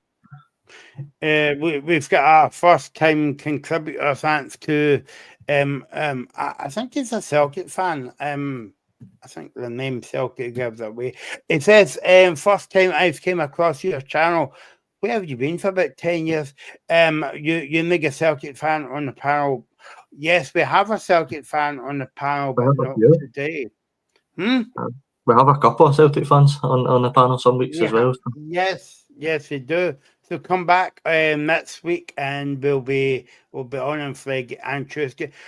Guys, what's your thoughts as well? I mean, obviously we'll get into Falkirk, but it's a bit concerning for the league because Falkirk's got Basket Park in Kilmarnock as well. Surely that's not good for the game. No, but what I would argue is Falkirk's got the best plastic pitch in the whole of Scotland. The pitch is beautiful. Like, if you look at that pitch, it's beautiful. It wouldn't look like a plastic pitch. So I don't think there's going to be too much bother playing with Falkirk, but I do agree. I think all teams should be cutting out the plastic and switching to grass. And I know Kilmarnock are on the transition to do that. I think it's been moved back a bit now. 2 seasons, yeah. Yeah, so it will happen eventually. But like, it's never nice to see, and it's one of the main reasons why, look, I'm a neutral, obviously looking at the Championship. I don't mind who comes up, but in terms of Livingston, that's one of the reasons I'd maybe argue I don't want them in the league, because of the plastic pitch. It is maybe one of the rougher ones to play on at times. So it will be interesting, but like, I think Falkirk's pitch is absolutely beautiful for, you know, at being plastic. Yeah, I mean, Telfer, you could argue the point about Falkirk, but Falkirk is one of the, I can't believe I'm going to say that, one of the nicest artificial parks, you would say. Yeah, it's an odd one. It's an interesting one. For an equaliser, I think if there is going to be astro pitches, they should all be at the exact same standard, exact same quality, much like Falkirk, because clubs do rely on renting their pitches midweek to youth teams, junior teams. It's a source of income for some clubs, so it's critical. But I think to equaliser, they should all be the greatest like high quality, because I'll admit from a neutral, seeing Livingston's pitch is pretty woeful, shall I say. But I've not played on it, but it looks pretty woeful. But I think an equaliser, they should all be the exact same quality. And just to back the point up there, just in case any Airdrie fans is watching, Airdrie is quite a good surface as well. So Robbie, we'll be back on Tuesday night at 7:15. Looking forward to your company again. So thanks for your company today, guys. Thanks to Telford, thanks to Robbie, thanks to everyone that's commented in on the show. It's been a busy weekend of football, and we will do it all again on Tuesday night when Parket Thistle plays Falkirk in the Premiership quarter-final playoffs.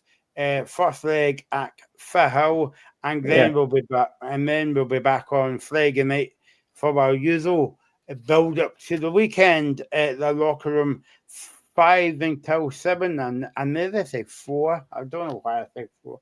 5 till 7. We'll see on Tuesday night here on the locker room, and a couple of good weeks away. We've got the cup final, we've got the playoffs as well to come. So everything's here. So stick here, right here on the locker room, and we'll be back on Tuesday night.